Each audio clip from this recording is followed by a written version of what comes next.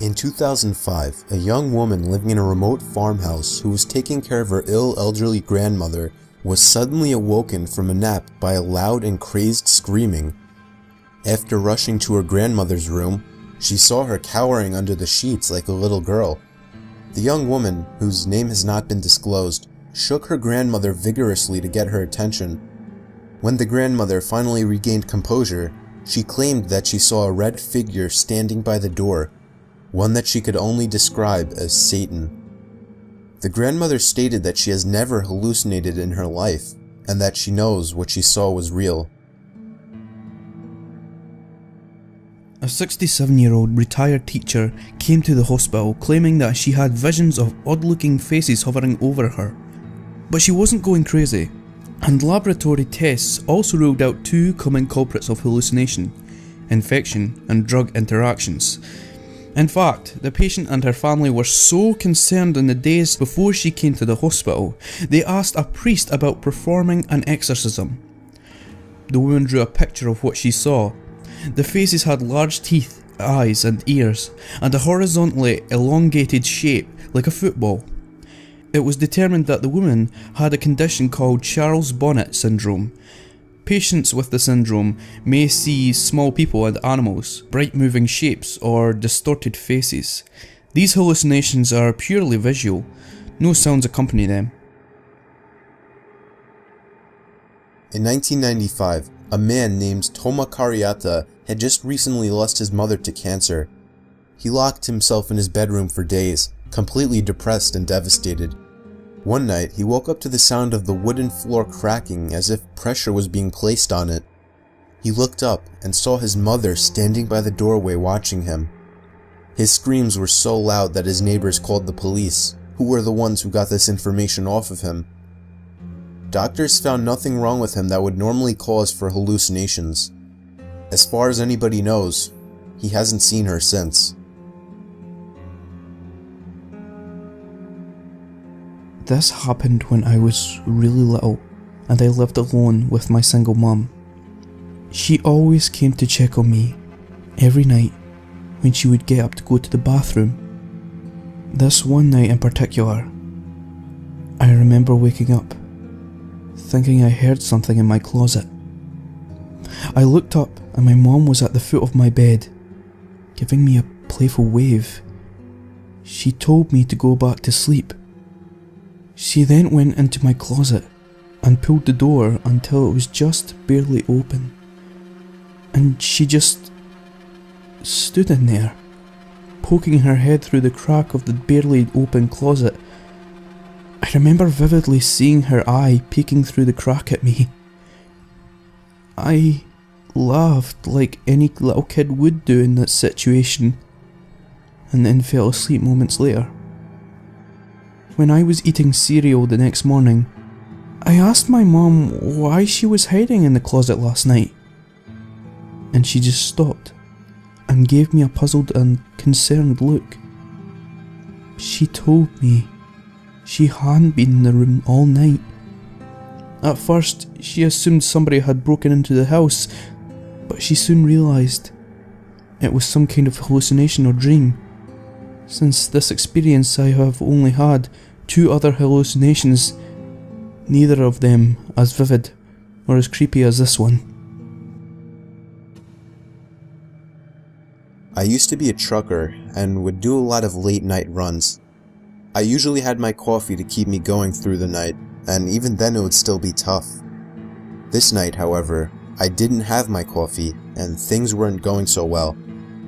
On several occasions, I almost fell asleep behind the wheel, and I was only just barely able to save myself from completely drifting away by actually feeling the truck drifting off to the side of the road. Then, just as I thought I was regaining my awareness, I saw a black figure coming up in the road, right in the path of the truck. I swerved away to avoid the figure and just barely missed it. I had to come to a complete stop to try and gather my sanity back up. I looked in the left rearview mirror. The figure was still standing in the middle of the road. I am not usually a person to confront things in any situation, but something possessed me to get out of that truck and give the person a piece of my mind. but when I got out of the truck, there was nobody there. I was seemingly the only person on this road for miles. I took off after that, and about 5 miles down the road, I pulled over and fell asleep. I think my mind was playing tricks on me that night, but I don't know why my brain would create such an eerie image. I was 13 years old. I never really had sleeping problems. I was actually a really heavy sleeper. It happened on a Saturday morning. I went to bed late the previous night. When I woke up, or kind of woke up, I couldn't move at all. The only thing I could control were my eyes, and when I moved my eyes to focus on the corner of the room, I saw the most horrifying thing I had ever witnessed in my life. There was a man, probably about 8 feet tall, with a cut open mouth, dripping blood, made to look like a smile, and in the man's hand was a large carving knife. My biggest fear came true as the man started hovering towards me, not walking, not even moving a single limb, just hovering over to me like a ghost. I tried to scream or move or anything, but I was paralysed to my bed. The man reached the edge of my bed, inches away from my face, and for the first time, he moved his arm up, the arm with the knife. He raised the knife up to the ceiling, and I knew what was going to happen next. I closed my eyes, the only thing I could physically do, and waited for it to happen. But as I lay there for probably 30 seconds unharmed, I opened my eyes back up. The man was gone, and then I realised I could move. I got out of bed and ran to explain what happened to my parents. They immediately seemed to understand and explained that I had just experienced sleep paralysis. I don't know why I hallucinated something so horrific, but the fear was genuine, and I can still remember the man's face today.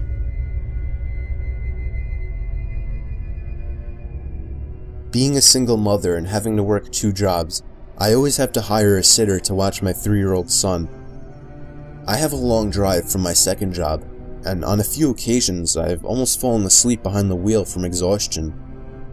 There was one night that I felt myself starting to doze off, so I tried pinching myself and shaking my head and doing anything to wake myself up. There were no lights at all on this highway, which made it even worse. And then I heard a giggling sound coming from behind me. I looked in the mirror and saw my 3-year-old looking at me in the back seat. I slammed on the brakes and looked at the back seats to find them empty. 10 seconds later, I got a phone call from the sitter telling me that he had fallen down the stairs and broke his ankle.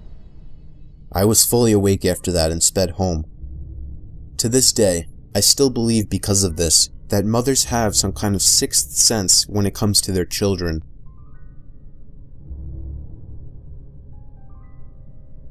This is the scariest thing that has ever happened to me. I live in the country, but not a desolate area.